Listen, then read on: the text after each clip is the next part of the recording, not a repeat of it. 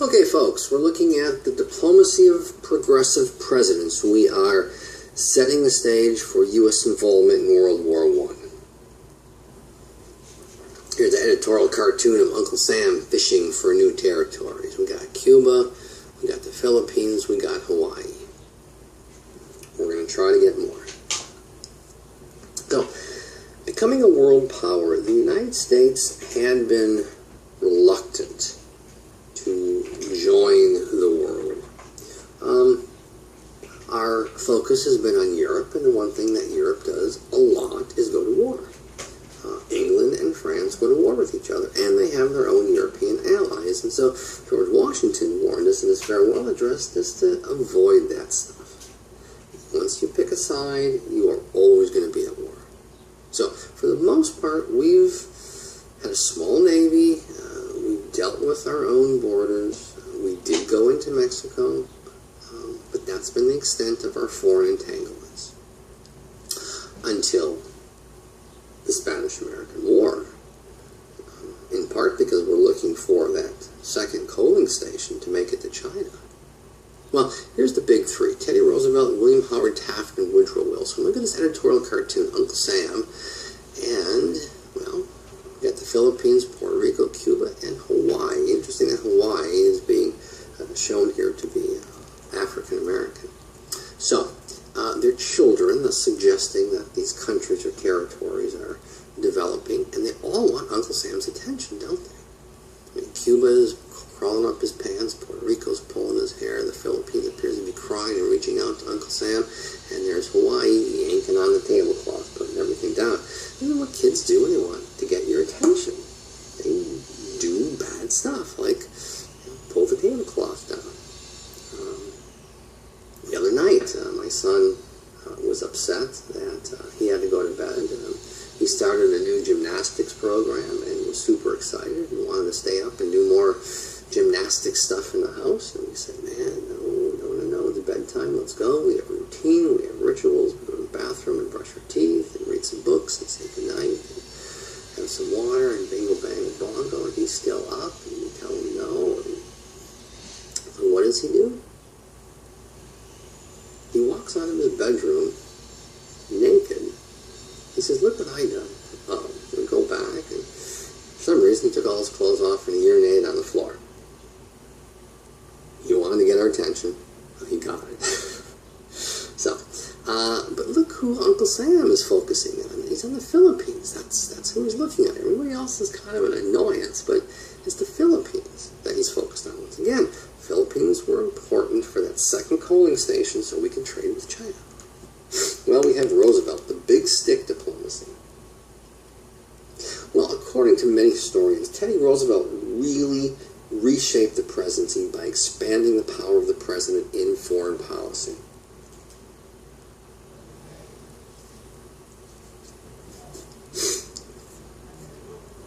We have the Platt Amendment, which, of course, reversed the objective spelled out in the Teller Amendment by sending General Wood to reform Cuba as a military governor, along the lines of the U.S., socially, economically, politically. And so Cuba was made a virtual protectorate of the United States. All foreign agreements must not impair its dependence and would have to be approved by the U.S. The U.S. could intervene in Cuban affairs at any time. Cuba must ratify all acts or legislation by General Wood, and the U.S. would, well, buy or lease naval stations in Cuba. We purchased the Guantanamo Bay becomes part of the U.S., but will lease others. And there's a permanent treaty between Cuba and the U.S. Cubans were forced to ratify this in May of 1903. In 1906, there was an anti-U.S. backlash, protests, riots, and so Roosevelt sends in the troops. Well, the U.S. made the Cuban economy dependent upon the U.S. Sugar, banking, and mining were the big three. Well, the big contrast between Latin America and Asia. Latin America was interventionist, flexed the U.S. military muscle controlled by the Monroe Doctrine, while Asia was trade, commerce, and the open door. So, we send the troops into Cuba. Panama. There had been a long effort by the Europeans to build a canal to connect the Atlantic with the Pacific to make travel much more quickly. Well, one group failed after another, and finally the U.S. got involved. In 1901, we have the Hay-Paunceforte Treaty, which gave the U.S. exclusive right to construct the canal and build fortifications.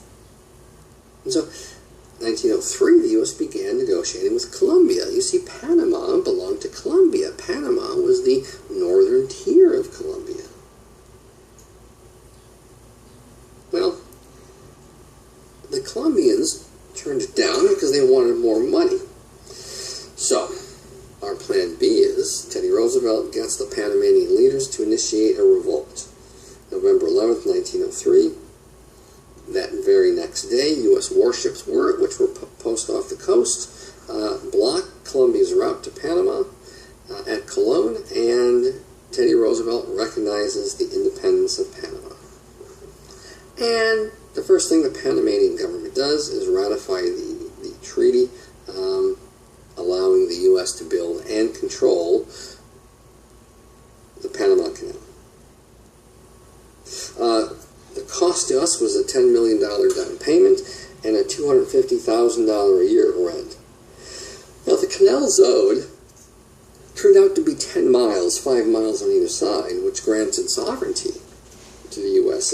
The Canal Zone became American property. Being born in the Panama Canal Zone is the same thing as being born in Houston, Texas. The laws of the United States in Houston, Texas applied exactly to the Panama Canal Zone. We had a fella not too long ago run for president who was born in the Panama Canal Zone, John McCain of Texas. So, we send the troops into Panama, we send the troops into Cuba, and we had the Venezuelan crisis. Venezuela owed a lot of money to Europe, and Venezuela stopped paying the money, so Europe in general, and England in particular, prepares to invade. Roosevelt is worried about European ambitions. Germany, among others, refused to accept Roosevelt's offer to mediate. So, eventually, Roosevelt goes to The Hague. But the whole incident worried TR because it would set a bad precedent. Are you going to a foreign government's judicial body?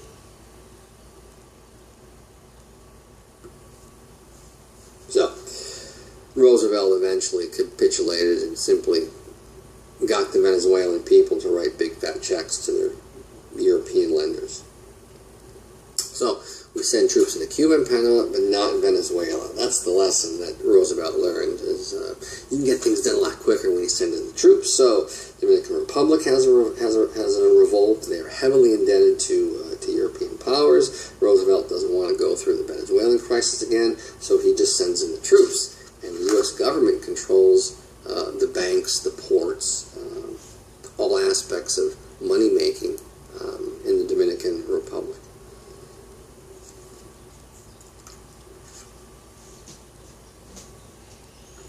The Russians and the Japanese go to war over Manchuria and Korea. Roosevelt viewed Russia as the aggressor and Japan as a counterforce to Russia and Asia. And Japan actually asked for Roosevelt's mediation. So, Roosevelt persuades the Japanese to be happy with what they got. Port Arthur, Central Mongolia, Korea, half of the Sakhalin Islands. That's the Treaty of Portsmouth. Roosevelt wants to keep Japan along U.S. foreign policy objectives and appease Japan at the same time by treaty. So, oh, by the way, Roosevelt's going to get a Nobel Peace Prize for mediating the end of the Russian-Japanese War.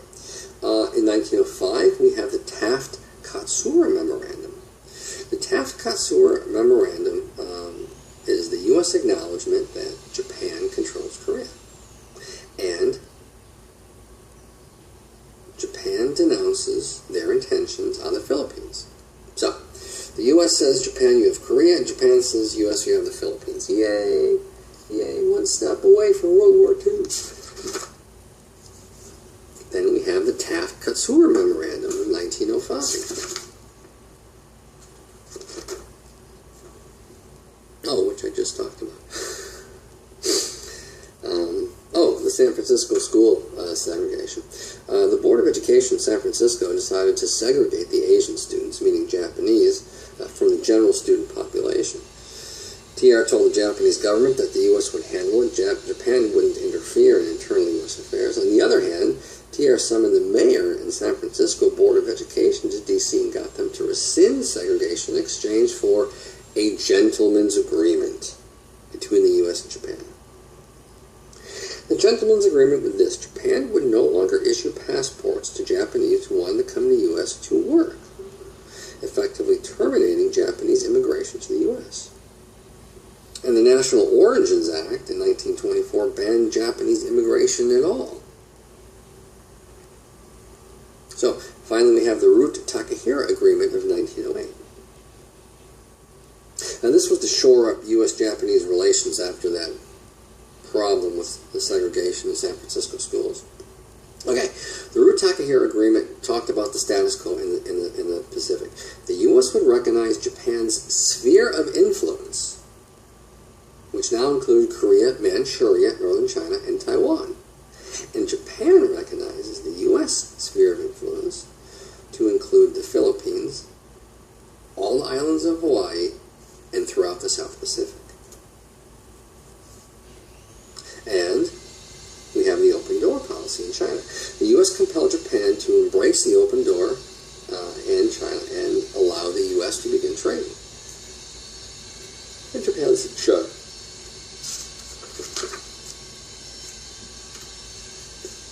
So, Roosevelt does 8 years, he's done, and his hand-picked successor, Taft, shows up. Well, Roosevelt was interested in primarily using the military to get what he wants, the big stick. Taft was dollar diplomacy. Let's just write big fat checks to foreign nations so we get what we want. Dollar diplomacy was the U.S. government's support for big business abroad. The employment of U.S. dollars to promote U.S. national policies. Well, dollar diplomacy in Nicaragua. Once upon a time, Nicaragua was run by a guy named Zayala. Zayala hoped for the U.S. to build a canal through Nicaragua. And Nicaragua went into debt trying to pursue congressmen to do so. It didn't work, of course, as you know, so Nicaragua begins threatening its neighboring countries. And they began spewing anti-U.S. rhetoric. They attempted to play the U.S. against Europeans to get money to pay off its huge debt. They got English banks to loan money to Nicaragua, using their custom houses and Nicaraguan property as collateral, basically making Nicaragua a European colony. Well, this is against Teddy Roosevelt's corollary of the Monroe Doctrine. The Monroe Doctrine, 1820, said Europe, stay out of, the backyard of us, of Latin America. Teddy Roosevelt's corollary said, if there's a problem in Latin America, we'll take care of it. We will be the police of the Americas. Europeans, stay out of our way. Well, in 1909, U.S. sponsored a coup in Nicaragua to get rid of Zayala. So, Taft served as the head diplomat, and Zayala fled to Mexico, but the Nicaraguan debt was still there. So, Taft chooses a Nicaraguan named Diaz to take over. And he gets, in 1911, the Knox-Castrillo Convention. The Knox-Castrillo Convention stated that Nicaragua became a U.S. protectorate. The U.S. would take Nicaraguans' custom revenues and help to pay off the debt. Now, the Senate did not ratify the treaty, and the government of Nicaragua went bankrupt. So Taft promoted private U.S. banks to take over Nicaraguans' custom houses in exchange for loans to float the government. So Taft then sends U.S. troops to protect the custom houses to ensure that American banks get their cut, which only fanned the flames of anti-Americanism in Nicaragua. And there was an attempted coup in 1912, so Taft Taft sends in 2,500 Marines to crush the rebellion. In 1913, we have a treaty in which U.S. naval bases will be built around Nicaragua, but the Senate does not ratify it. In 1914, Secretary of State William Jennings Bryan signs the Protectorate Treaty, called the Bryan-Chamorro Treaty. U.S. will officially take over control of the custom houses, i.e. will be collecting their taxes, and the U.S. military will occupy Nicaragua. So, we have troops in many, many, many countries in Latin America. And by the way, in 1933, all the U.S. troops in Latin America will be removed. I wonder why. I wonder what's going to happen in 1933 that's going to result in the president saying, let's go away. Well, next we have the Taft administration in Asia. Well, the Taft dollar diplomacy failed and only created a worse situation. Taft used the open door as a rationale behind dollar diplomacy. A lot of Americans, well, they just basically feared Japan would take over all of China and close the door to the closed door policy. But if the U.S. could increase investment in China, the U.S. would increase its influence. Well, there was this major European banking consortium in China. And only once in 1911 was a U.S. bank able to get involved through building of a railroad. But U.S. bankers, however, did not, for the most part, even want to invest in China, even if they could, because China, politically and economically, was just so unstable. I mean, the reality was the government of China had control of the capital city, Beijing or Peking. That was it. Outside the old walled city, the government just didn't have a lot of control.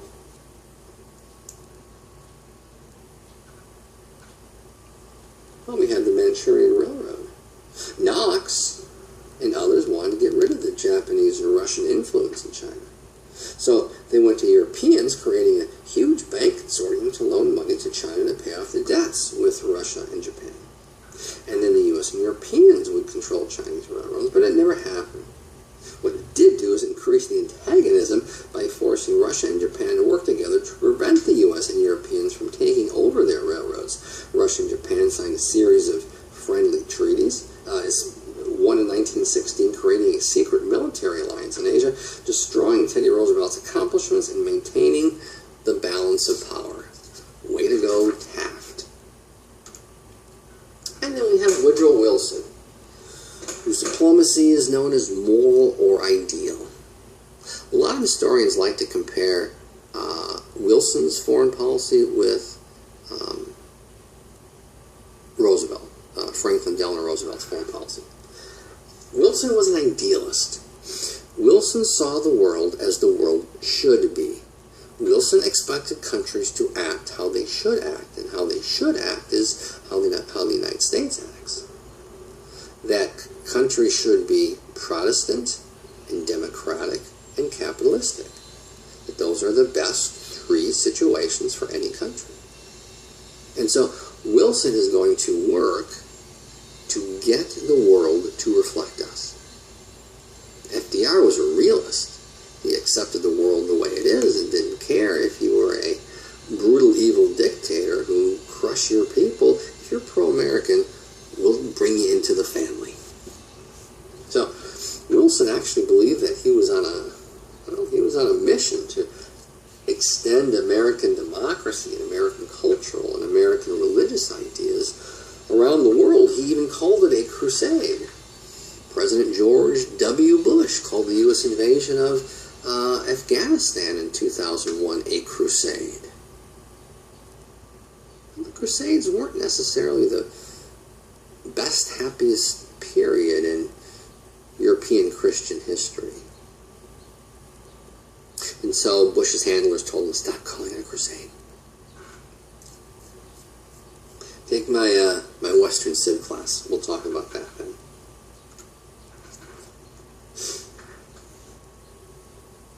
Wilson was an idealist. Wilson was a moralist. He was a legalist, and he was an anti-imperialist. Wilson had this zeal to do something good for others. And once again, no big surprise, he believed in the superiority of U.S. values, U.S. institutions, to guide the non-Christians, the undemocratic, the non-capitalistic countries. Well, William Jennings Bryan was Woodrow Wilson's Secretary of State during most of Wilson's activities in Latin America. Bryan was anti-imperialist. He opposed the Spanish-American War and McKinley's decision to take the Philippines, but Woodrow Wilson launched more military interventions than TR and Taft combined, more than any president before him. So, we have the Bryan-Chamorro Treaty in 1914. The Bryan-Chamorro Treaty cleaned up the mess created by Taft, and the U.S. took over Nicaragua's finances again and left behind a small military force that stayed until 1933. So, we have troops once again in Nicaragua. In the Dominican Republic, revolution in 1913. Summer of 1914, Woodrow Wilson sends a commission to mediate peace. Things don't work out too well, so he sends in the Marines, who took over the capital and forced the government to sign various treaties with the U.S., creating a protectorate of the Dominican Republic. So the U.S. government was in control of all of the Dominican Republic's finances and the military, and by 1916, Marines had taken over the entire country. Wonder when they're going to leave. Next, we had Haiti. Haiti had a brutal, violent governor, so when Wilson invades in their civil war in 1915, U.S. forces Haiti to become a U.S. protectorate. U.S. is in charge of Haiti's finances and their foreign policy, and the U.S. has the right to intervene to restore peace and stability. We occupy Haiti from 1915 to 1933. There were 2 military interventions in Mexico. In 1911, General Huerta creates a government with Taft's blessing. Taft never publicly endorses it.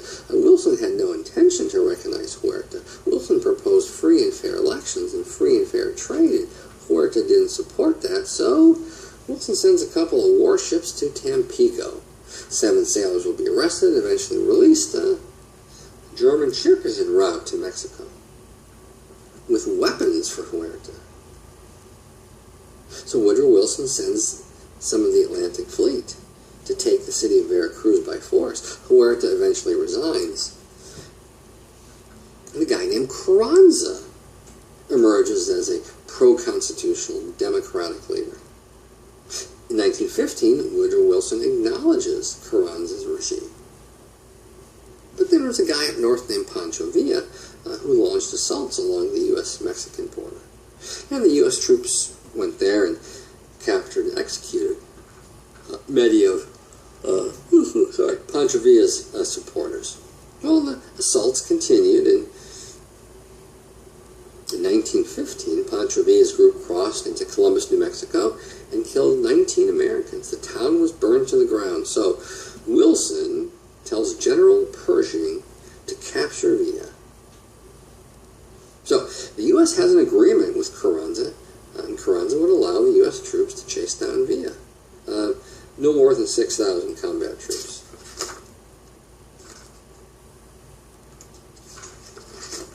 Well, that's what we do.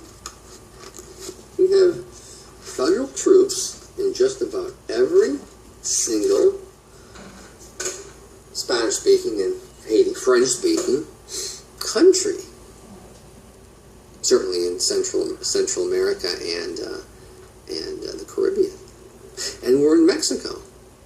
First just a couple port cities, and now we are a major player in the Mexican Revolution. World War I begins in August of 1914. The U.S. remains neutral until 1917. War comes to an end in 1918. So that's what we'll turn to next.